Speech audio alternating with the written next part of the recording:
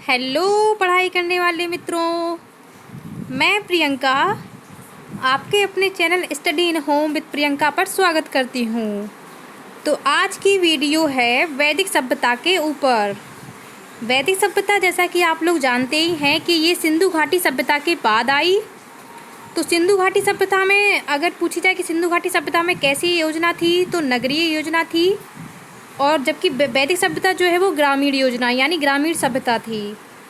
वेद कितने होते हैं? 4 होते हैं, ऋग्वेद, सामवेद, अथर्ववेद और यजुर्वेद। ये 4 वेद होते हैं। तो वीडियो शुरू करने से पहले आपसे कहना चाहूँगी कि अगर आपने अभी तक मेरे चैनल को सब्सक्राइब नहीं किया है तो प्लीज़ सब्सक्राइब कर लें, बेल आइकन को प्रेस कर दें, जिससे जो भी वीडियो मैं अपलोड करूं उसका नोटिफिकेशन आपको मिलता रहे। और वीडियो पसंद आता है तो लाइक शेयर भी ज़रूर करें। तो चलिए देखते हैं हम आज वैदिक सभ्यता के बारे में। वैदिक सभ्यता से रिलेटेड जितने भी प्रश्न हैं वो आपको इसी वीडियो में देखने को मिलेंगे। तो प्लीज़ वीडियो के अंत तक बने रहिएगा, जिससे आपको आने वाली परीक्षाओं में जितने भी प्रश्न हैं वो आपको उनका रिवीजन हो जाए। क्योंकि इस वीडियो में मैंने जितने भी प्रीवियस पेपर के जितने भी क्वेश्चंस हैं वो आपको इसी वीडियो में देखने को मिलेंगे। तो चलिए शुरू करते हैं वैदिक सभ्यता। तो पहला क्वेश्चन है, ऋग्वेद का कौन सा मंडल पूर्णतः सोम को समर्पित है? क्वेश्चन में क्या कह रहा है? ऋग्वेद का ऐसा कौन सा मंडल है जो पूर्णतः सोम को समर्पित है? ऑप्शन पढ़ते हैं। ए 7वां मंडल, बी 8वां मंडल, सी 9वां मंडल या डी 10वां मंडल। तो ऋग्वेद का ऐसा कौन सा मंडल है जो पूर्णतः सोम को समर्पित है? हमारा उत्तर हो जाएगा सी 9वां मंडल। 9वां मंडल जो है वो सोम को समर्पित है। चलते हैं अगले क्वेश्चन की तरफ। दूसरा क्वेश्चन है, वेदांत या उत्तर मीमांसा दर्शन के प्रतिपादक हैं? क्या पूछ रहा है क्वेश्चन में कि जो वेदांत है या इसको हम क्या कहते हैं, उत्तर मीमांसा दर्शन के प्रतिपादक कौन है? तो ऑप्शन पढ़ते हैं। ए जैमिनी, बी वाद नारायण, है यहाँ पे क्या है, वादरायण, क्या है वादरायण, सी बौद्ध या डी महावीर। तो वेदांत या उत्तर मीमांसा दर्शन के प्रतिपादक कौन हो जाएंगे? हमारा उत्तर हो जाएगा बी वादरायण। वादरायण जो है वो उत्तर मीमांसा दर्शन के प्रतिपादक है। उत्तर मीमांसा जो दर्शन है वो 6 दर्शनों में से एक माना जाता है। कितने दर्शनों में से एक माना जाता है? 6 दर्शनों में से उत्तर मीमांसा दर्शन जो है वो एक है। और इसके जो प्रतिपादक है वो कौन हो जाएंगे? Badarayana. B option is right. फिर चलते हैं अगले क्वेश्चन की तरफ। तीसरा क्वेश्चन क्या कह रहा है? मीमांसा या पूर्व मीमांसा दर्शन के प्रतिपादक हैं। मीमांसा या पूर्व मीमांसा दर्शन के प्रतिपादक हैं। ऑप्शन पढ़ते हैं। ए जैमिनी, बी कपिल, सी वादरायण या डी गौतम। तो पूर्व मीमांसा दर्शन के प्रतिपादक कौन हो जाएंगे? हमारा उत्तर हो जाएगा ए जैमिनी। जैमिनी जो है वो पूर्व मीमांसा दर्शन के प्रतिपादक माने जाते हैं। तो वेदांत या जो मीमांसा दर्शन है वो कितने हैं? टोटल दर्शन कितने हो जाएंगे? 6 दर्शन हैं। 6 दर्शनों में से जो पूर्व मीमांसा दर्शन है इसके प्रतिपादक कौन हो जाएंगे? जैमिनी हो जाएंगे। और पिछले क्वेश्चन में हमने बताया था कि वादरायण जो है वो किसके प्रतिपादक हो जाएंगे? तो उत्तर मीमांसा दर्शन के। तो वादरायण जो है वो उत्तर मीमांसा दर्शन के प्रतिपादक हैं, जबकि जैमिनी जो है वो पूर्व मीमांसा दर्शन के प्रतिपादक हैं। तो इस क्वेश्चन का उत्तर क्या हो जाएगा? ए ऑप्शन इज राइट। फिर चलते हैं अगले क्वेश्चन की तरफ। चौथा क्वेश्चन क्या कह रहा है? वैशेषिक दर्शन के प्रतिपादक हैं। वैशेषिक दर्शन के प्रतिपादक हैं। ऑप्शन की ओर चलते हैं। ए कपिल, बी अक्षपाद गौतम, सी उलूक कड़द या डी पतंजलि। तो वैशेषिक दर्शन के प्रतिपादक कौन है? हमारा उत्तर हो जाएगा सी उलूक कड़द। उलूक कड़द जो है वो वैशेषिक दर्शन के प्रतिपादक हैं। फिर अगला क्वेश्चन क्या कह रहा है? वेदों को अपौरुषेय क्यों कहा गया है?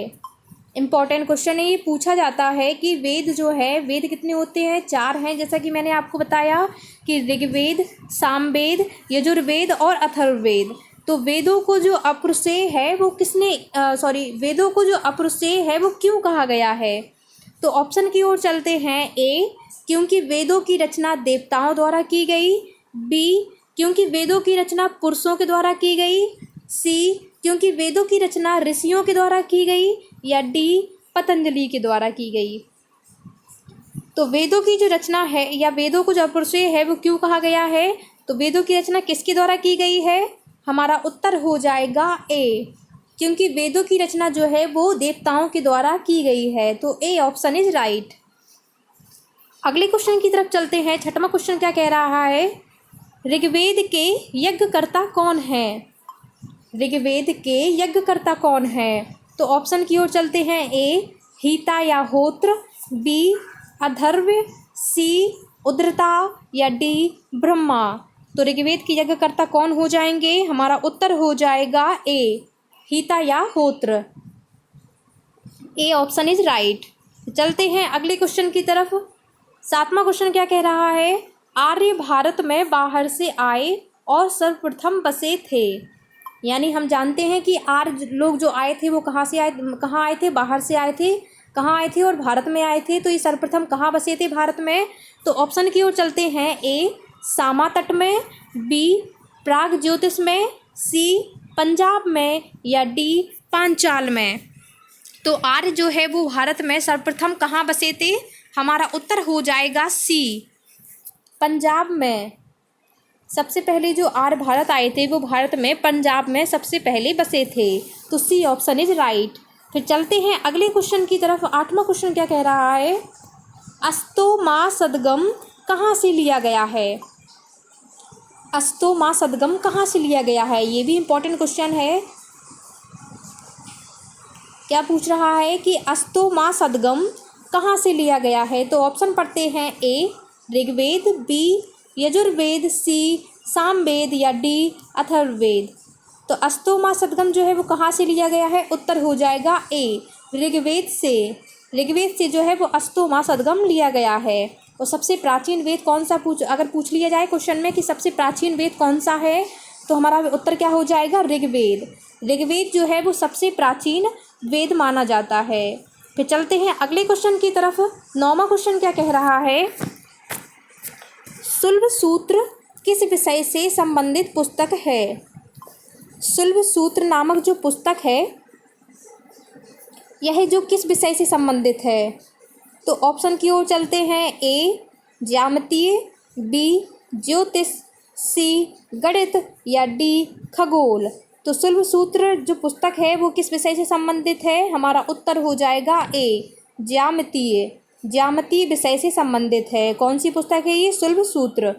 चलते हैं 10वें क्वेश्चन की तरफ। 10वां क्वेश्चन क्या कह रहा है?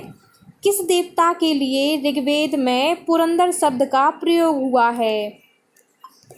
क्या पूछ रहा है क्वेश्चन में कि ऐसी कौन से देवता है जिनके लिए ऋग्वेद में पुरंदर शब्द का प्रयोग किया गया है? वेरी इंपॉर्टेंट क्वेश्चन है। ये पूछा जाता है कि ऋग्वेद में पुरंदर शब्द का प्रयोग किस देवता के लिए किया गया है? तो ऑप्शन की ओर चलते हैं। ए, इंद्र। बी, अग्नि। सी, वरुण। या डी, सोम। तो किस देवता के लिए ऋग्वेद में पुरंदर शब्द का प्रयोग हुआ है? उत्तर हो जाएगा हमारा ए, इंद्र। यानी इंद्र देवता के लिए ऋग्वेद में पुरंदर शब्द का प्रयोग हुआ है। इस क्वेश्चन को ऐसे भी पूछ सकता है कि जो इंद्र देवता है तो उनको जो पुरंदर शब्द का प्रयोग किया गया है वह किस वेद में किया गया है? तो हमारा उत्तर क्या हो जाएगा? ऋग्वेद में किया गया है। या ऐसे भी पूछ सकता है कि इंद्र देवता के लिए ऋग्वेद में किस शब्द का प्रयोग किया गया है? तो पुरंदर शब्द का प्रयोग किया गया है। तो कई तरीके से ऐसे क्वेश्चन पूछे जा सकते हैं जैसा कि मैंने आपको बताया। तो आप लोग प्लीज़ इसको नोट डाउन कर लीजिएगा क्योंकि ये वेरी इंपॉर्टेंट क्वेश्चन ही पूछा जाता है। तो इस क्वेश्चन का उत्तर क्या हो जाएगा? ए ऑप्शन इज राइट। चलते हैं अगले क्वेश्चन की तरफ। 11वां क्वेश्चन क्या कह रहा है? वैदिक धर्म का मुख्य लक्षण इनमें से किसकी उपासना थी? वैदिक धर्म का जो मुख्य लक्षण है वो इनमें से किसकी उपासना थी? तो ऑप्शन की ओर चलते हैं। ए, प्रकृति। बी, पशुपति। सी, देवी माता। या डी, त्रिमूर्ति। तो वैदिक धर्म का जो मुख्य लक्षण है वो इनमें से किसकी उपासना थी? हमारा उत्तर हो जाएगा ए, प्रकृति की। वैदिक धर्म का जो मुख्य लक्षण है वो प्रकृति की ही उपासना थी। फिर चलते हैं अगले क्वेश्चन की तरफ। 12वां क्वेश्चन क्या कह रहा है? पुराणों की संख्या कितनी है? पुराणों की संख्या कितनी है? ऑप्शन की ओर चलते हैं। ए 18, बी 15, सी 19 या डी 17। तो हमारा उत्तर क्या हो जाएगा? पुराणों की संख्या कितनी हो जाएगी? ए 18। ए ऑप्शन इज राइट। तो पुराणों की संख्या कितनी मानी जाती है? 18। फिर चलते हैं अगले क्वेश्चन की तरफ। 13वां क्वेश्चन क्या कह रहा है? ऋग्वेद के किस मंडल में शूद्र का उल्लेख पहली बार मिलता है? ऋग्वेद के किस मंडल में शूद्र शब्द का जो उल्लेख है वो पहली बार मिलता है? ऑप्शन की ओर चलते हैं। ए 7वें, बी 8वें, सी 9वें या डी 10वें। तो ऋग्वेद के किस मंडल में शूद्र का उल्लेख पहली बार मिलता है? हमारा उत्तर हो जाएगा डी, 10वें मंडल में। यानी ऋग्वेद के 10वें मंडल में शूद्र का उल्लेख जो है वो पहली बार मिलता है। ठीक है, तो ऋग्वेद में हमने बताया था, ऋग्वेद में कितने मंडल होते हैं? तो 10 मंडल होते हैं। टोटल जो है वो 10 मंडल होते हैं। पहला और जो आखिरी यानी 10वां जो है, ये दोनों कैसे हैं? ये सबसे नए हैं, सबसे नए कह लो। तो पहला और 10वां मंडल हो जाएगा। तो हमारा उत्तर क्या हो जाएगा? डी, 10वें। फिर चलते हैं अगले क्वेश्चन की तरफ। 14वां क्वेश्चन क्या कह रहा है? ऋग्वेद में संपत्ति का प्रमुख रूप क्या है? क्या कह रहा है क्वेश्चन में कि ऋग्वेद में जो संपत्ति का है वो प्रमुख रूप क्या है? तो ऑप्शन की ओर चलते हैं। ए गोधन, बी भूमि, सी ए और बी दोनों या डी इनमें से कोई नहीं। तो ऋग्वेद में संपत्ति का प्रमुख रूप क्या हो जाएगा? हमारा उत्तर हो जाएगा ए गोधन। गोधन जो है वो ऋग्वेद में संपत्ति का प्रमुख रूप माना जाता है। चलते हैं अगले क्वेश्चन की तरफ। 15वां क्वेश्चन क्या कह रहा है? इससे पहले मैं आपको बता दूं कि जो वैदिक सभ्यता है यानी वैदिक काल को 2 भागों में बांटा गया है। कितने भागों में बांटा गया है वैदिक सभ्यता को या वैदिक काल को? जो है वो 2 भागों में बांटा गया है। पहला जो भाग हो जाएगा पूर्व वैदिक काल, और दूसरा जो हो जाएगा उसे क्या कहेंगे? उत्तर वैदिक काल। यानी वैदिक काल को 2 भागों में बांटा गया है। पहला जो हो जाएगा पूर्व वैदिक काल और दूसरा हो जाएगा उत्तर वैदिक काल। पूर्व वैदिक काल का जो समय है वो कितना माना जाता है? 1500 से 1000 ईसा पूर्व। कितना माना जाएगा? 1500 से 1000 ईसा पूर्व। जबकि उत्तर वैदिक काल का समय कितना माना जाता है? 1000 से 600 ईसा पूर्व। ठीक है, तो आप लोग याद रखिएगा क्योंकि पूछ लिए जाते हैं कि वैदिक काल को कितने भागों में बांटा गया है। तो 2 भागों में बांटा गया है, पूर्व वैदिक काल और उत्तर वैदिक काल। पूर्व वैदिक काल का समय कितना हो जाएगा? 1500 से 1000 ईसा पूर्व। जबकि उत्तर वैदिक काल का समय कितना हो जाएगा? 1000 से 600 ईसा पूर्व। तो ये दो भागों में बांटा गया है। पूर्व वैदिक काल में ही कौन सा वेद आता है? हमारा ऋग्वेद। यानी ऋग्वेद को ही हम पूर्व वैदिक काल के अंतर्गत रखते हैं। तो यानी ऋग्वेद की जो रचना है वो पूर्व वैदिक काल में हुई। क्वेश्चन पूछ लिया जाता है कि ऋग्वेद की रचना जो है वो किस काल के अंतर्गत हुई, किस वैदिक काल के अंतर्गत हुई है? तो पूर्व वैदिक काल के अंतर्गत हुई है। जबकि सामवेद, यजुर्वेद और अथर्ववेद की रचना जो है वो उत्तर वैदिक काल के अंतर्गत हुई है। तो इतना आप लोग याद रखिएगा। मैं फिर से बता देती हूँ कि वैदिक काल को 2 भागों में बांटा गया है, पूर्व वैदिक काल और उत्तर वैदिक काल। पूर्व वैदिक काल का समय कितना माना जाएगा? 1500 से 1000 ईसा पूर्व। जबकि उत्तर वैदिक काल का समय कितना माना जाएगा? 1000 से 600 ईसा पूर्व। पूर्व वैदिक काल के अंतर्गत ही हम किसको रखते हैं? ऋग्वेद। यानी ऋग्वेद की रचना जो है वो पूर्व वैदिक काल में हुई है। जबकि सामवेद, यजुर्वेद और अथर्ववेद इन तीनों की रचना जो है वो उत्तर वैदिक काल में हुई है। तो इसलिए मैंने आपको बता दिया क्योंकि ये पूछ लिया जाता है कभी कभी कि सबसे जो प्राचीन वेद है ऋग्वेद, उसकी रचना किसके अंतर्गत हुई है, या सामवेद, यजुर्वेद और अथर्ववेद है तो इनकी रचना किसके अंतर्गत हुई है, तो आप लोग बता सकते हैं। तो चल अब हमारा क्वेश्चन क्या है कि कृष्ण भक्ति का प्रथम और प्रधान ग्रंथ है। कृष्ण भक्ति का प्रथम और प्रधान ग्रंथ है। ऑप्शन की ओर चलते हैं। ए महाभारत, बी श्रीमद् भागवत, सी गीत गोविंद या डी इनमें से कोई नहीं।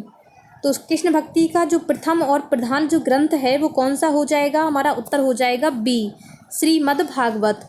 श्रीमद् भागवत जो है वो कृष्ण भक्ति का प्रथम और प्रधान ग्रंथ माना जाता है। तो बी ऑप्शन इज राइट। फिर चलते हैं अगले क्वेश्चन की तरफ। 16वां क्वेश्चन क्या कह रहा है? प्रथम विधि निर्माता है, यानी प्रथम विधि निर्माता कौन है ये पूछ रहा है। तो ऑप्शन की ओर चलते हैं। ए मनु, बी चाणक्य, सी, यहाँ पे ऑप्शन गलत दे दिया है, चाणक्य की जगह यहाँ पे कर लो आप लोग चंद्रगुप्त, और डी सेल्यूकस। क्या पूछ रहा है कि प्रथम विधि निर्माता कौन है? तो हमारा उत्तर हो जाएगा ए मनु। हम जानते ही हैं जैसा कि प्रथम विधि जो निर्माता है वो कौन हो जाएंगे? मनु। तो ए ऑप्शन इज राइट। चलते हैं अगले क्वेश्चन की तरफ। 17वां क्वेश्चन क्या कह रहा है कि भारतीय संगीत का आदि ग्रंथ कहा जाता है। क्या कह रहा है कि जो भारतीय संगीत है तो उसका जो आदि ग्रंथ है वो किसे कहा जाता है? तो ऑप्शन की ओर पढ़ते हैं। ए ऋग्वेद, बी उपनिषद, सी यजुर्वेद, या डी सामवेद। तो भारतीय संगीत का जो आदि ग्रंथ है वो किसे माना जाता है या किस वेद को माना जाता है? तो हमारा उत्तर क्या हो जाएगा? डी सामवेद।